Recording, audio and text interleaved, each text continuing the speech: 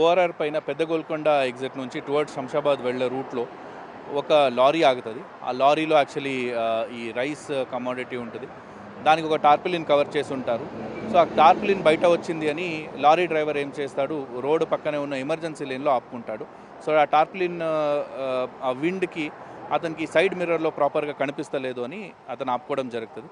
Emergency లేన్లో ఆపిన తర్వాత వెనక నుంచి ఒక మారుతి వెహికల్ వచ్చి ఆ ఎమర్జెన్సీ లేన్లో వెనక నుంచి హిట్ ఇస్తుంది. దాంట్లో 7 ఉంటారు. దాంట్లో 6 మెంబర్స్ డెత్ అయ్యారు, ఒకరు సీరియస్ కండిషన్లో ఉన్నారు. బేసికలీ ఎమర్జెన్సీ లేన్ ఉన్నది కూడా ఇట్లాంటి వెహికల్ ఆపుకోవడానికినే. అక్కడ యాక్చువల్లీ క్యారేజ్ వే అని మనం కన్సిడర్ చేయము. దాంట్లో ఫాస్ట్ మూవింగ్ వెహికల్స్ ఇవన్నీ కూడా ఏం ఉండదు.